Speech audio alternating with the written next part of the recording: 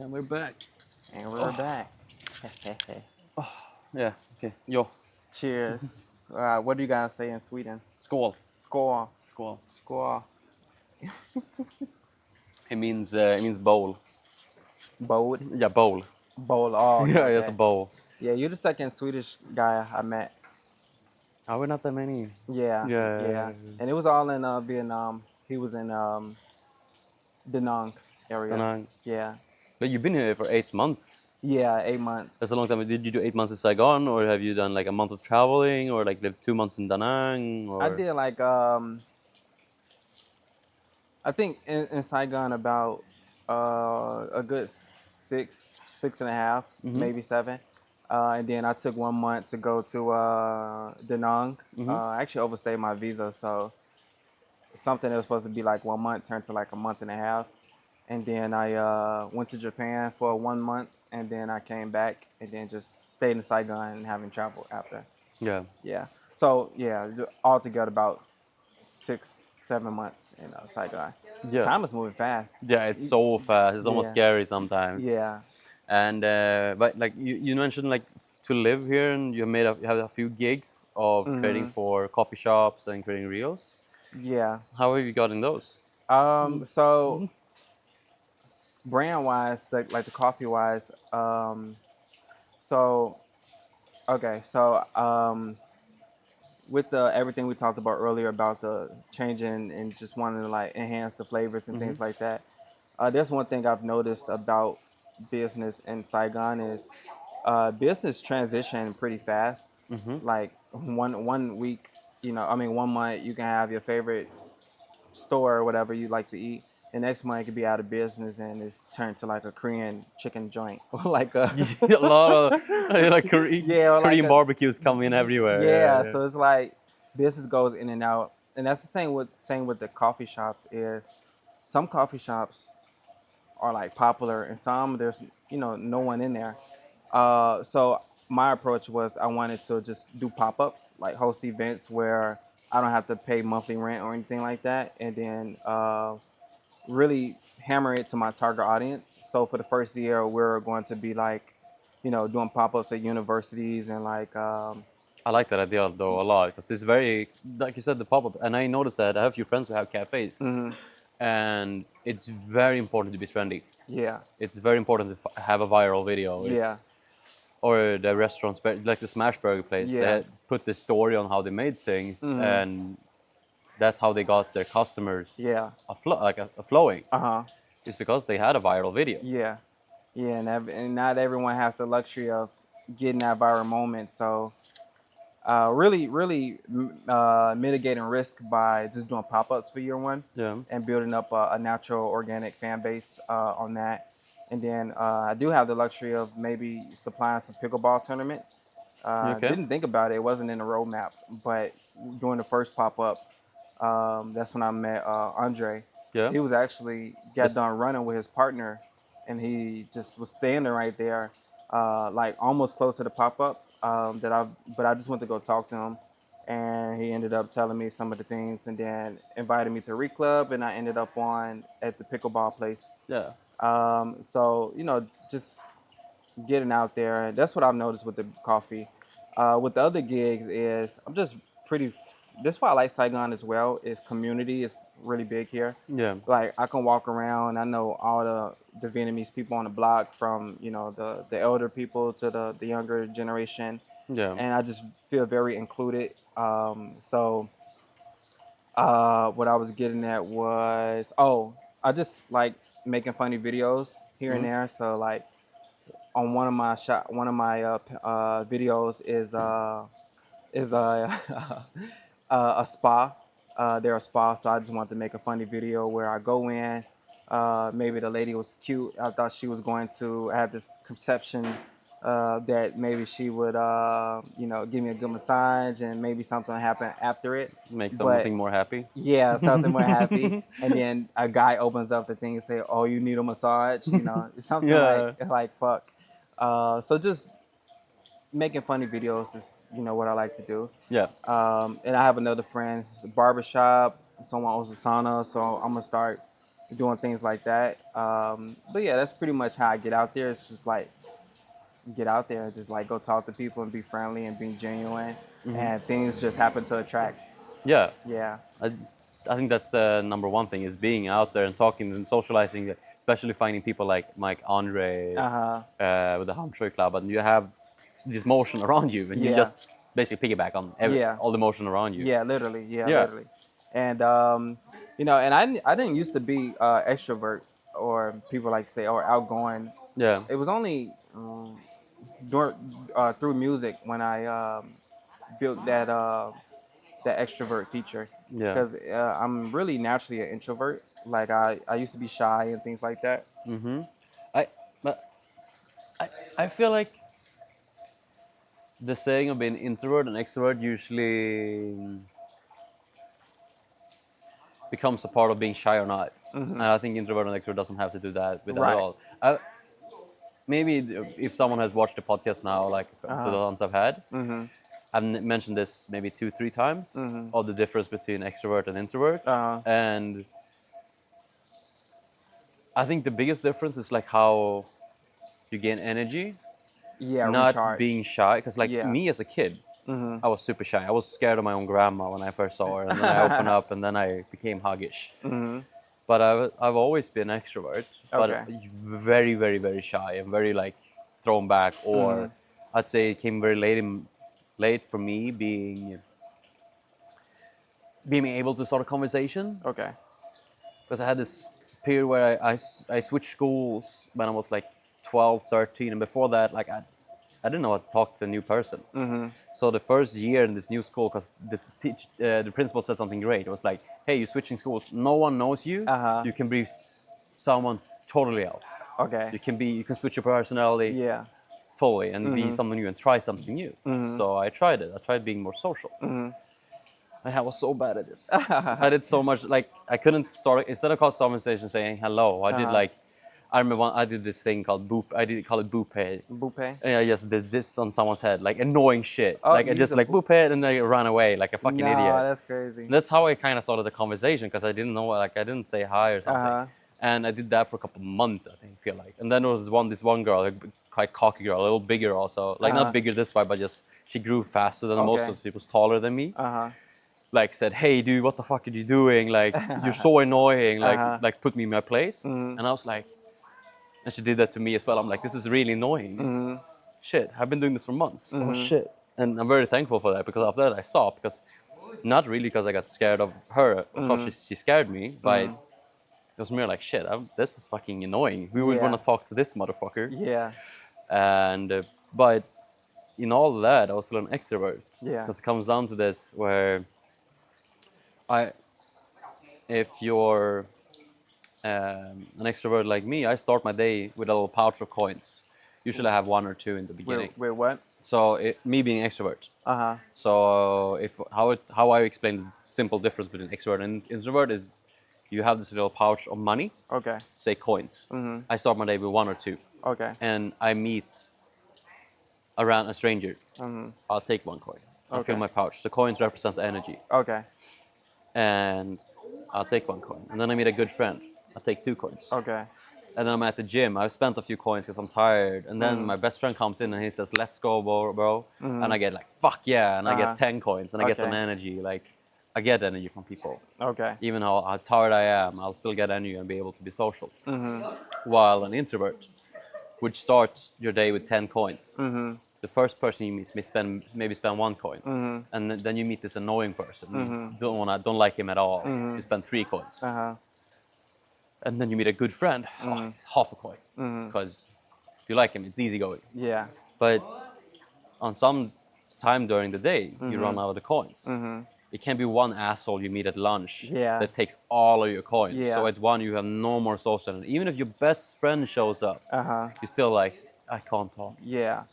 That's Introvert. introvert. I agree with you 100%. And yeah, I'm glad you made you added that being shyness is not really introvert.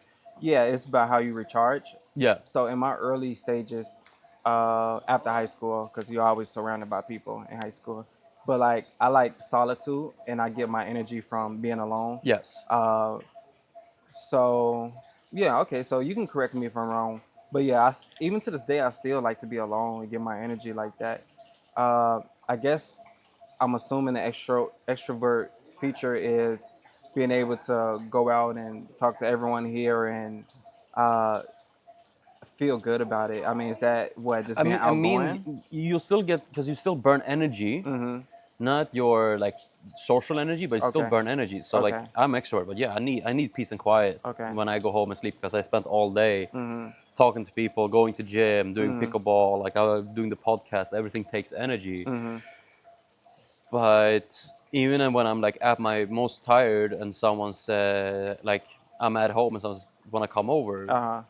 unless I feel like I want to get my 8 hours of sleep and I still Yeah. have time left, Uh-huh. I say like, hey, yeah, come over and let's. I can listen, I can talk. Like Yeah. I'll get energy for you. Mm-hmm. I'll get some energy. Mm-hmm.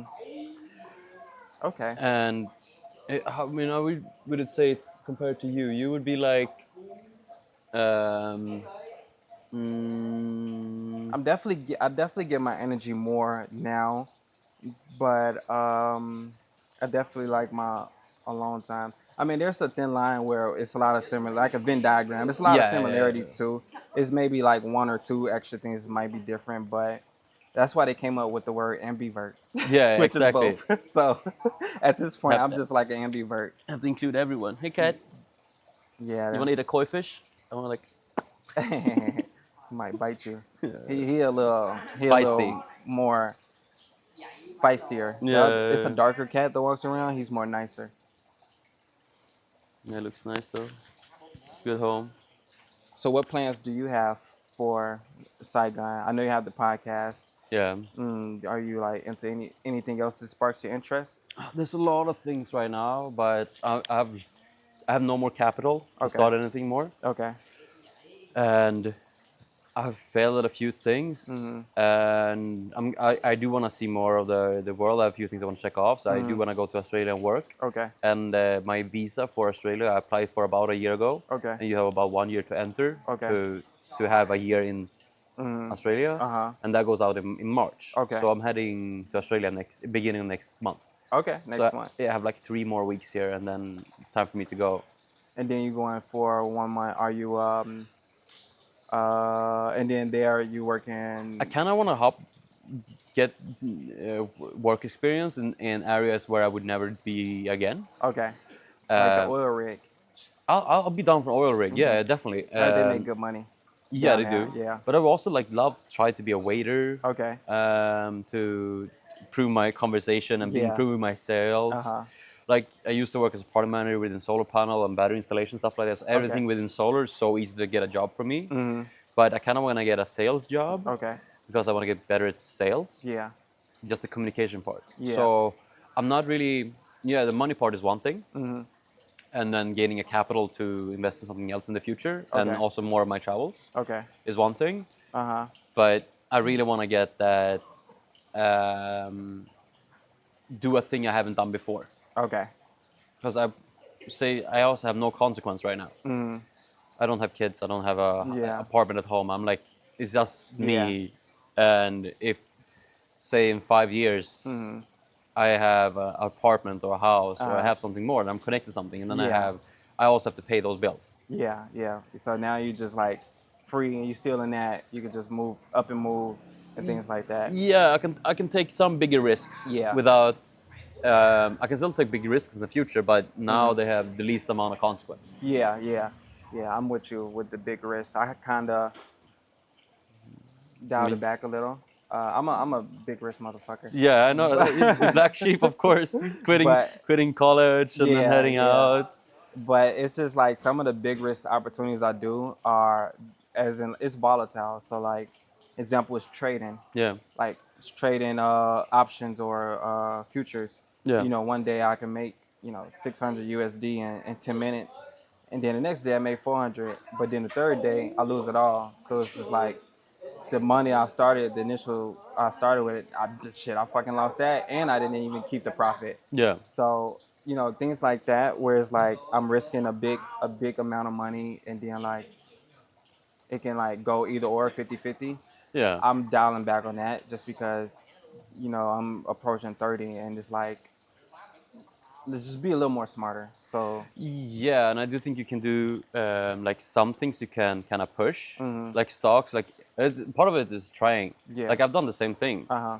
I have lost money on that Yeah. one, but I also haven't played with that much money. Yeah. So like, I mean, some stocks I lost like 96%, Okay. but I also just put $200 to it. Uh-huh. So it's Yeah. basically high risk, and then Yeah. I just try something new. It's actually funny you said that because in the grand scheme of things, people on every financial level has the same feeling I do. Uh, but we're more on the lower side. Like we put 200, maybe 1,000 or so. But there's people who put millions of dollars and lose it like that. I don't want to ever be in their shoes. So I would never do that mm, in something where. But like, I mean, I feel like Americans have this mindset of credits and loans, uh-huh. and you should take loans to create a business. Mm, And then I know the Swedish side is mm. very strong against taking loans, Okay, and more especially bootstrap. how I grew Mhm. up, like with my father, like very strong on like, no, don't take loans. Like, Okay, there's no, if no you can't need. afford it, you can't afford it. Uh-huh. I still believe in that mindset, Mm-hmm. but I also know that, say, my student loan, I pay back that as slow as possible Mm-hmm. because the rent I have that is lower than um, um, the rent I get back from my stocks Okay. or my Oh, funds. dividends. My dividends from the Yeah. funds are Mm-hmm. higher than the Okay. loan. So my Okay. loan is in that, so it's making me money. Yeah. Um, That's smart. That's cash flow. yeah, it's no money now because Uh-huh. I've spent it all. Mm-hmm. Oh, not everything yet. I still can still survive Yeah, yeah, a yeah. little bit more, a Yeah, little yeah, bit more. yeah. But he's kind of getting to that point of trying with a few $100, Uh-huh.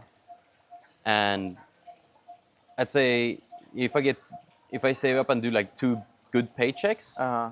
for my like job at home, and then I would earn everything back. Uh-huh. So it's not a It's big not a risk. big loss. Like No, it's very so different if you spend millions and you yeah. say you spend 2 million and you Uh, had 2 million one. yeah. Then I was said that's not fun at all. Oh Like my God. I would fucking throw up. I was like, if I ever yeah, I mean, but that's I guess that's the risk mitigation because I would go all in stocks and to the point where if I lose it, I'm gonna be hurting. So that mm, I guess it's more so having more of a constraint. Like if I yeah, have, let's say, 2,000 USD, just put 200. If I lose that, quit. Don't put the 2,000 USD and that's your rent money and things like that. So yeah. yeah, Yeah, I don't believe they shouldn't put that. But like if you want to try things, do something wild. uh Like every high risk I have put in uh has always been this. I am accepting of losing all of this. okay. The funds I put in, I accept some loss, Mm-hmm. but they have all like I've learned that about stocks. Uh It's not for me. I yeah. suck at it, and basically I have had some lucky ones, Mm-hmm. but they only make my bad ones more equal. Yeah, So it's yeah. not Kind of like it breaks even. it Yeah, breaks yeah. even in the end. Uh-huh. And but I also know that the money I just put in funds, Uh-huh. I looked up and be like, oh, this is a high risk fund, but Yeah. it's more diverse and it's kind of good. Yeah. Everything of those is all profits Mm-hmm. and has never like of course they had bad days, Uh-huh. but it's less effort Mm-hmm. and it's very safe. Yeah, Winning is very safer safe. compared from it's like for me it's like I'm not gonna do short stocks. Yeah. I do want to invest in people, Uh-huh. and like if I have a friend who creating company, if I have a Mm-hmm. capital to help him, Mm-hmm. fuck yeah, I'll do Yeah, that. angel investing. Yeah, Yeah.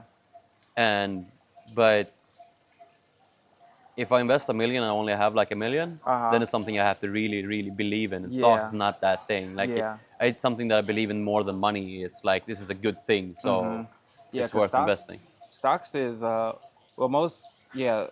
stocks is only really good if the money you put in is something you won't touch for the next few years. Yeah, Like it's not something where you can put in and you're going to like maybe penny pinch a little here and there because year to date you'll profit, but if you penny pinch when it's down, you're just yeah, gonna accept your loss and clock yeah. it in.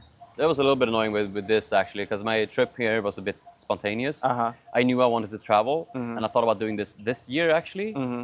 But I really wanted to quit my job back in Sweden last year. Okay. So I just one day was like, no, I have to do, I have to go now.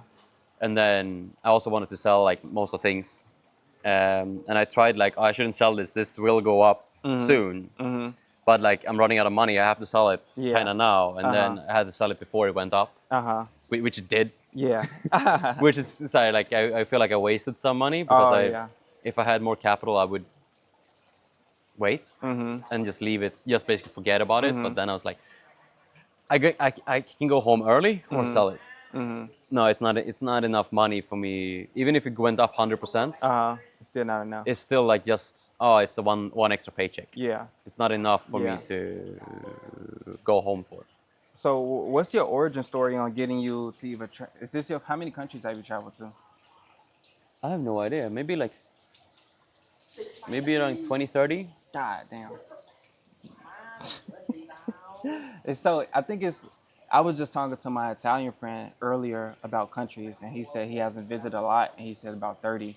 Yeah. And I'm 12 countries in, but I think it's, since you guys are more closer to Europe, it's like everything's a new country. Yeah, and it's not like the States where you have to drive 6, 8, or 12 hours to the next state. No, you drive 2 hours and it's a new country. Yeah. You can drive in 30 minutes and it's a totally different country, totally different culture, different currency. Everything is different. Yeah, that's crazy. So, like, and the flights is cheaper too. Like once you're in Europe, it's cheaper. Yeah. Yeah, same here in Asia. So once you're here, it's cheaper. Yeah. So that's probably why I'm only 12 countries in. But so okay, so I would give you my origin story on why I started traveling. Yeah, please do. So it was like early 2024 when I left, March 2024.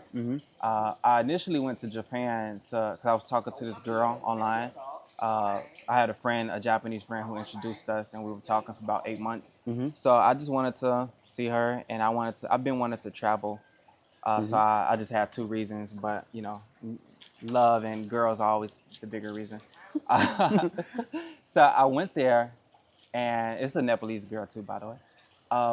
And you know, for some reason, you know, I go there and she just doesn't want to meet. So we ended up breaking up that same day. I don't know. She just threw excuses. Probably played the Nepalese card. My family doesn't want to be with a black person or any other color. But Nepalese, what does that mean? that's on the right side of India. So you could say they're Indian. Okay. But it's just a country on the right side, next right over. Oh, okay. No, I know. Nepal. Yeah. Nepal. Yeah. I guess, did I say it right? Nepalese? I've never heard Nepalese. Oh. I have no idea, dude. Okay. But I recognize it now. Yeah, I understand it. Yeah. Nepalian. But you know, and then it was so fucking cold, and it was snowing in fucking Japan. So first day in, I'm mad as hell. I'm in my apartment. I didn't meet the manager of the apartment or the share house because it was just late. So I didn't know how to turn the heat on. So I'm just, it's March, it's snowing, Yeah. I'm mad as hell. All I have is my coat. I'm just under my coat, just like mad as Yeah. But Get me out of here. Yeah. So, but it ended up being a great adventure, and it was a good segue to traveling. And I had a choice to go back home, but I'm like, well, I already paid the biggest fucking bill, the plane ticket. Yeah. So I already paid like 800 USD to get out here. Everything else is like $50. So I might as well kind of stick it out here. Yeah. And I was already living unconventional anyway. So I already had like a cleaning business in Chicago. Yeah. So that was bringing me some passive income. And I just knew how to make money on the computer. Yeah. So the hard part was out the way. So I just stuck it out. Stayed there for 6 months. Then I went to like Philippines and Thailand and Singapore and things like that. And that's what pretty much started my journey in traveling. Shit. That's the definition of high risk, though. Yeah. Shit. I love that, though. It's even though the logic part of everyone's brain says, "Hey, dude, that's such a bad idea." But I still say, like, if you're going through that, do it. Yeah. What's the worst thing you can happen? You explore something new. Yeah. Amazing. Literally. It's part of the lore. Exactly, part of the lore. I got some crazy lore. Yeah, going to the other side of the world to meet a Mhm. girl you met online. That's other part of the world. And That sounds. that's the smallest lore. I got some crazy stories. Oh shit! But Yeah. that's a bitch though. The Yeah. girl. Fuck her. Yeah, that was yeah, it really was. That was crazy. She was beautiful too. Well, she was cute. That's always what get. Yeah, Like you're like, that's I don't have this chance at all at home. Might as yeah. well. Yeah, so that was cool. And then I ended up just meeting a lot of Japanese people. I really love the culture, Yeah. the food, the cheapness, rent going from like 2K. 1,400, Yeah. like 1,400 to 400 USD. Yeah. It's beautiful. Yeah. That's and it's a good place. Like I live like 10-minute walks from here, Uh-huh. and I pay 250. 250? Yeah. Okay. Okay. Like a little studio just. Yeah, no, that's good. Yeah. So that's the lowest I've heard a foreigner have. I know it gets that low. I got a been good, trying to find it. I got a good deal and Yeah. everything. Yeah. But I wouldn't like if you're staying here. If you stay here a bit longer. Mm. Okay, for me it works good because I'm never home. Uh-huh. Because I basically just want on the bed. Mm. Yeah. Because I'm always out and Yeah. about. Just a bit. Yeah. Mhm. Yeah. I But agree. Yeah, my first apartment here was 500. Yeah. But now I'm at like a 350 one, and it's the same thing. I just need a place to sleep and Yeah. use the bathroom if I can go back out. Yeah. I'm at cafes anyway, and so yeah. I actually want to get into Airbnbs here too. I don't know Yeah. if you had Airbnb that is thought. weird here though because it's illegal, Oh yeah. but it's not. It's open, but it's legal illegal. and it's illegal and legal. I talked to the visa agent, so I know both routes. Yeah. I definitely want to start with the illegal way, but yeah, but I know the legal way. I just want to. Damn, I wish they didn't have all these new laws coming in Vietnam. The government's changing things around. recently. I've heard a little bit about it. Oh yeah, they're But- like changing the income tax or like capital gains tax. It's trying to make it more American in a sense, where like it's like levels to tax brackets. Then they have like they're cracking down. They're not taking bribes, or not like I was bribing anyway. But it's just what I heard was No, everyone bribes. Like if Yeah. you start a business here, you have to know people. yeah. And it's part of it. Mhm. And I mean, as a Swedish people, like corruption is such a bad thing. Oh, is it in Sweden? No. But we believe that no, okay. corruption is not a thing. It's like if you offered $1 billion to Swedish police, Uh-huh. he would say no and put you in jail. Okay. Yeah, because that's what I thought. I knew Sweden was like. No, we're they don't very do none like of that. so. But I also think like you being from US is a little bit different because you're put in a situation like we say police. Mm-hmm. You're not only you're like afraid of them Mm-hmm. because they're more privatized Yeah. and they're not education like they don't have a they overuse their power a lot. Yeah. They abuse it. Uh-huh. And they abuse it here as well. Mm-hmm. But here, you'll never like even when I put in situations Uh-huh. or what I'm afraid of, Mm-hmm. I would never fear for my life. Yeah. Never. I'm always like I know I'm safe. I know they will protect me, Mm-hmm. but they do want a little bit of money. Yeah. So I will only lose money. How much money do they want though? It depends. Like if you mean like going with a bike? 500,000 or a million or more? With a bike, Yeah. it kind of varies. Okay. So the local price is usually 100 or 200. Okay. That's kind of very common there. I also heard Vietnamese people just basically drive off. Okay. Yeah. No, sometimes they don't give a fuck. Uh-huh. Foreigners, it depends kind of.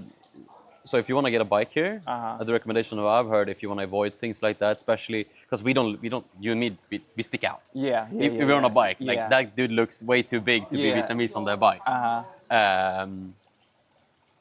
And even if we cover ourselves up, they see with our skins that we're not. Yeah. Yeah, either Yeah. way, but we'll probably pay like between 500 and a million. Okay. So it's not a lot. Uh-huh. And but I'd say if you have a nice bike, Uh-huh. Oh, then it's a bit more. bike discrimination. Yeah, no, definitely, because they see that you have more money. They already see you and they see you as you have more money. Yeah. Or like they can abuse you a little bit. Uh-huh. And if you know it's a bike, then a couple of million, I'd guess, because they Okay. have the right to impound the bike if you're breaking the law. Yeah, at the end of the day. So Yeah, and if you whatever have they a say pretty much goes. yeah, and if you have a shitty fucking bike, the Uh-huh. police wouldn't like. I don't want to take that in. Yeah. I don't want to do that. Okay. Yeah, no, that's Yeah. that's crazy. So I've heard foreigners pay 200 also, Okay. but the thing I've heard the most of foreigners and Vietnamese people talk about is Uh-huh. about 500. Okay. Yeah. So probably start at 200 or 300, and then just like, I don't get it. Yeah. I would just switch off my English and just speak Swedish. So, Just pretend I don't know the language at all. Just make it okay. more difficult to communicate, or just be super friendly. Maybe Like- I can speak fake Spanish. Yeah, do something. Yeah. dude. Yeah. I gotta be. No. very I believable. think I think if they like you, it's a little bit different also. 'Kay, if you say you're from US, you may, like, this is me guessing, like it just, but I know they Vietnamese people kind of like American, and I know they like Swedish people. Because it's very positive that I'm from Sweden. And I know they love Americans. Yeah, they're fun. And you'll get some cred being an American, but I also know that this is a little part where they know that you have money. Yeah. So Certain countries invoke different things. I mean, I don't know how it. I like doing the friendly card about being like just more friendly and be more quirky. Yeah. So I would, your glasses are nice. You probably have a cheaper copy of them somewhere. Like have a little pouch on the bike that like contains a 200 pair of glasses, and be like, "Do you want this? You look cool as Yeah. shit," and just put them on them and just Yeah. have a good time, and then maybe give them a smile, and then maybe I'm nice. gonna be pissed if I have to give my glasses. No, yeah, I mean something else because I don't want to give these away either way. Yeah, no because I shit. got this from Japan, and H&M, but like each H&M is different. Like this one doesn't have the stuff in H&M from- is Swedish. Is it? Yeah. Oh yeah, okay. Hennes och Mauritz. It's Emirates. No, Hennes och Mauritz. It's the H&M, what it stands for. Oh, I never looked up the name ever, and I usually look up people names. I didn't even. Okay. What else is Swedish? I know, but Swissport is Switzerland, right? Yeah. Yeah. Sweden. You have IKEA. Oh, IKEA. Yeah. I Yeah. was gonna say IKEA. Spotify, Spotify. Yeah. Minecraft. Minecraft. Yeah, there's a bunch of shit. Nah, y'all got some shit. Yeah. The GOAT Minecraft. Yeah. Yeah, those were the days. You used to play? Do you still play? No, Oh. kind of funny in the way. I wasn't allowed to buy games online. And Minecraft back when I had the first game I ever played was RuneScape. Okay. But I kind of wanted to start playing Minecraft also, but I wasn't allowed to buy the version for $15 because it was online. My Yeah. mom and dad didn't trust Yeah. buying online. So I never had the full version of it. Okay.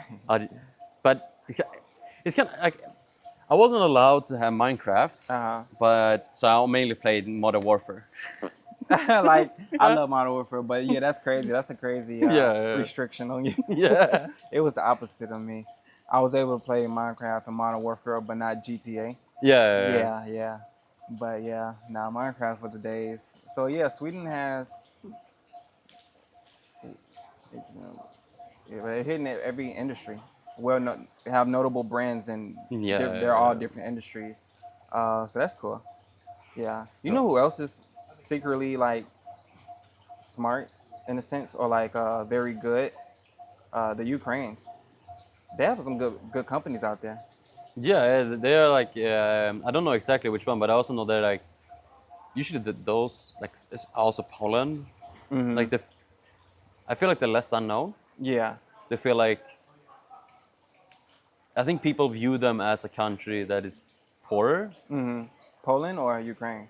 Both. Okay. It's what I view at least. Okay.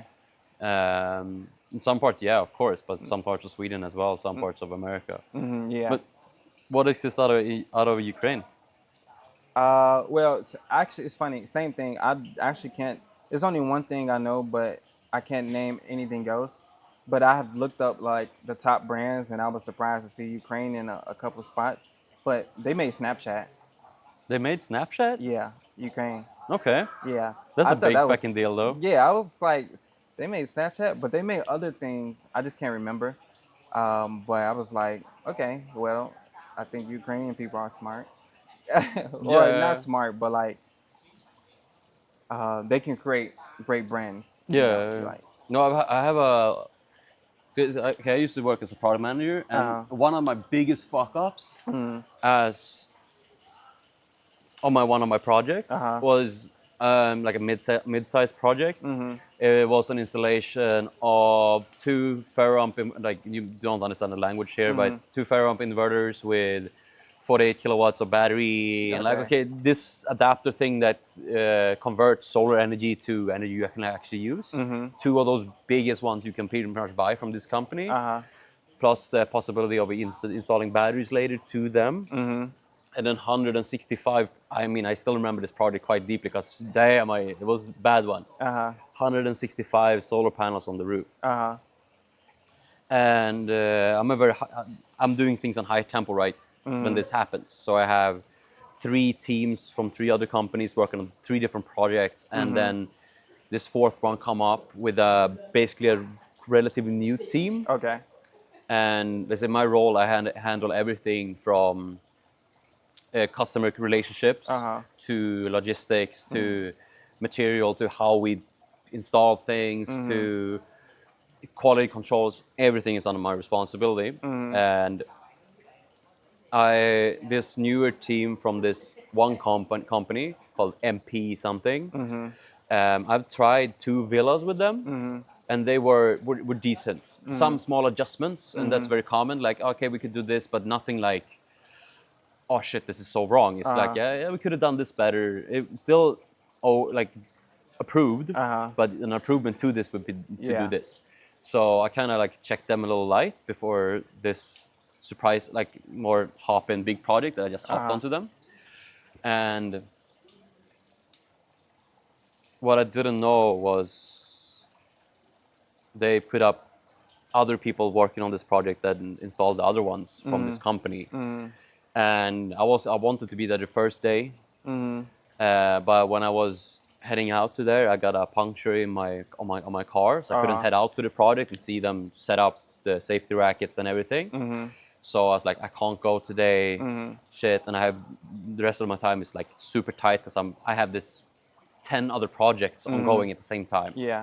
So a bit too much on my plate, Mm-hmm. and I couldn't control them. Mm-hmm. And I only made like a few calls. It's going good. Yeah, it's going good. And they're all from Poland. Okay. And I just basically talked to the owner of the installer, like, hey, good, perfect, nice. I'll come out in a few days, and I get sick. So I'm like, okay, I heard it's good. I'm sick. Me going out there, I'm fucking tired. Yeah. No, like I'm no. I heard it's going good. I trust them. Uh-huh. Well, later in the next week, the customer calls me, super pissed, Okay. screaming, and I'm like, hello, what is going on? Uh-huh. And I go out to the customer. Actually, the owner, the boss, comes in because I've never handled one of these big Yeah. mistakes before. So he comes up and basically supports me. Uh-huh. And we are me, him, customer, plus the 5 installer guys, plus the owner of the other company. Because I have like the customer sent me over a few photos, and I see in every photo this is the hugest mistakes I've ever seen. You don't know what you're doing. So, and I just want to I just said to the customer, yeah, I want to be there. And then we go out, and it's so many fuck ups. The customer goes like in and out of being angry because he just explained things. So like he basically pulled things off the roof, and I usually I would say like don't do that, but I'm like, this is so bad, like because every worker has from different countries have different things of doing things. Yeah. Swedish people would be like, if you don't know how to do this, we'll ask how do we do this, Yeah. and then we'll try. Yeah. And then if we fuck up, we'll be like, hey, I fucked up. I don't really know how to fix this. Yeah. And then we'll ask for support. But we'll always ask before we do things. Polish people tend to, I think the Polish and Russian tend to try and then don't really know if they fucked up until someone says they fucked up. Mm-hmm. So they just try their best, and which sometimes is good, but it's also where the Ukrainian team comes in, which is the best team we had on site of the Yeah. coming 2 years. But so we have this talk, and I know I'm taking a few days to like, hey, I need a new plan. We have to install this fast, but also we don't have to because we wrecked the roof. How do I fix this? Yeah, we can do this. And by the end, it was a really good installation. It's one of the best installations, but I had to take everything down and then reinstall everything. But in all of this energy, this company throws in 3 Ukrainian guys, who basically 2 brothers and a father. Okay.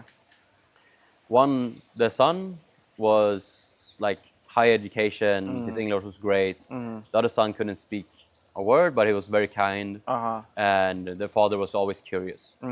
And in every part of the project, because I showed them how we're supposed to do it, and I was there every day guiding the teams.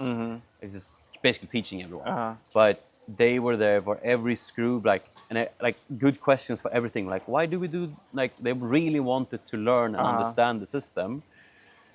And every Ukrainian I met that works always meets every project or every system like that. They might sometimes, if they don't know how to do a thing, they'll try it. Instead of just trying something random, they'll think. They were a bit slow. That was the only negative thing about how they installed things, because they thought about a lot about they did things. Like, should we do this, this, this? And sometimes they made mistakes, but it was every time was like a logical thought. And sometimes they had really good ideas. I'm like, shit, that's so good. That's perfect. And that mindset of how the Ukrainian works was so great to be with. And this team also became, because they split off from this other company. Because I was like, I don't want to work with you guys. You fucked up way too much. That's the highest stress levels I've ever had to handle. Like, no, I don't want to do that again. And but these 3 were like, they don't pay us well. We want to start our own thing. So first they wanted to work for our company, but we only hire basically other no, we only hire partnerships. We don't have our own install team, because it's very difficult to keep up demand and sometimes install. So we said like, hey, but if you start a company, we'll provide work for you instead. And that's what we did. And then we taught them basically from the ground up. This is how you install.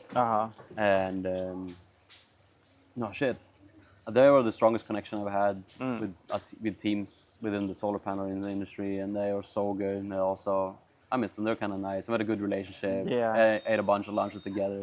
Okay. Good gifts. So the how bad was the fuck up? They just didn't screw everything, and like panels were falling off the roof. Could have definitely gone to that point. Okay. Easily. Okay. No, they were just they started lifting up. They were installed like a couple of panels. So first of all, they broke every safety rule. So like no railings, no protection, no like. And I am responsible for that. Yeah. So by that point, this is a huge fuck up. But so install wise, say all the panels on this roof connects to railings that goes like this. Every railing was not measured correct, screwed in wrong. So if it rained, it would rain leak through the roof. Okay. Every cable that went in the wrong direction and made loops. So if you make solar panels, if you make loops, called EMC, it's basically, you have seen those old radios, and they have this little spiral thing on top. So this spiral thing is there for a reason. The spiral thing creates the area of how big the radio is kind of what makes it stronger. So the spiral thing makes the area of the actual solar panel. No, the cable. So if the cable on the roof went on this, the area becomes like, first you have one circle, and then you have another circle on top of that. Basically 2 areas. So it just becomes double on double. And then, so if you had, say, if I would try to call if I had a radio inside and I tried to call my phone, it would definitely disturb that. Yeah. And So the customer, when he called you, what was he mad about? How did he find out that the installation was bad? first, he got very mad at the safety Okay. because that was a private installation. So normally in the Swedish system, so it's something called byggherre, like you build responsible, or so so it's simple. If you're company on company, business to business, and you hire a team to install on your roof, even though you hire them, you're still responsible for their safety. Oh, so it's a liability thing? Yes. Okay. Unless, if you're company, you have to have, usually this naturally happens, and you have a contract that says you are liable. Oh, okay. But if you don't have that actual contract that says you are liable and just pay for the service, you as a customer are liable for their safety. Damn, that's crazy. Which is very annoying. But if you're a private person, it's too big of a knowledge to have for private people. Oh, okay. Yeah. So within the Swedish system, the company automatically takes over the responsibility. Okay.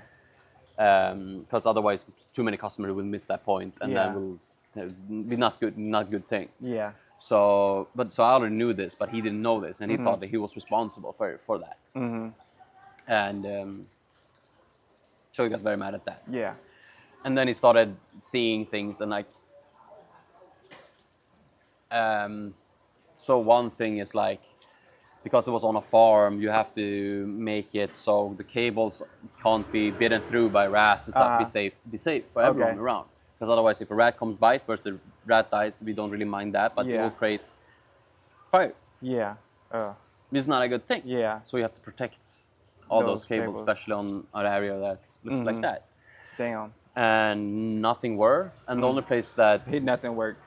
yeah, but they like, instead of installing like a metal wire around it, metal protection, they bought like this ventilation aluminum big thing around it, and that is not. I can do this with it and rip a hole in it with my hand, okay. so it's not enough for protection. Yeah. And he did that himself. He was just like Trying to like getting mad and like pointing a hole in it and then like ripping everything off. And I'm like, yeah, it sucks. Yeah, no, that's crazy. Okay, well, he just wanted top-notch, high quality, and I'm sure your company was notable or high. Shit, high reputation. That was so bad. No, we made it really good, and it's not up to my quality, like the company's quality, but I would say overall my projects, because I feel proudness of them, and now I also like put myself out there because I'm responsible. I want them to be a little bit better. Yeah, yeah. And even though I know there's always some shortcuts you take, but it's never in an ugly way, or never in a like, I want to be like, yeah, I was responsible for that. And the shortcuts I take wouldn't be like I try to hide them. Yeah. They would be obvious. Yeah. Yeah, no one would see this. It's behind this, behind this, behind this. Yeah, I fucked up the screw mark a little bit, but that's kind of big. People don't. That's the thing when it comes to hiring other like subcontractors and things like that. Is the risk is, they may not do a great job of something that you would do. Maybe you would give it 110%, but they'll give it like 90%. Yeah. And you just have to. It's just that fuck up. There's like, damn, I got to fix something that I probably could have. It's just subcontract shit. Yeah, but also if you move away from that, that's when you actually can create. Like when I moved away from it, is when my installation pace went up so fast. And if they maybe did it to like a 70% quality wise, what I could do, but I could install way more, and those things that are not the perfect ones, I could adjust and spend my time there instead. So the productivity went up. Yeah. So you was a manager. Okay. Yeah, being a manager. I learned a lot. That's why I love the role. Yeah. It's like I learned a lot, not only about the product, but a lot about myself. And also being able to, like, it feels very odd because I'm 27. So I got quite lucky to get into that position. And I did that role for 3 years. And I mean, some installation were like really funny, being like, who's like a big project, and there's customers, not only one, but there's like 3 or 4 or 5 people who are responsible for this, and then there are 5 customers, and then you have like 10 workers, and then I'm the youngest guy, and they're like, Yeah. who's responsible? And they look at the old electrician, Yeah. and then I have to step up. And like I've always met with this doubt to be like, what the fuck? Yeah. No, I trust him more. Yeah. But because I've been thorough and I like doing good things, it's kind of nice because they test me all the time. They Yeah. always be like, do you know how to do this? And I can make it very easy to explain for them.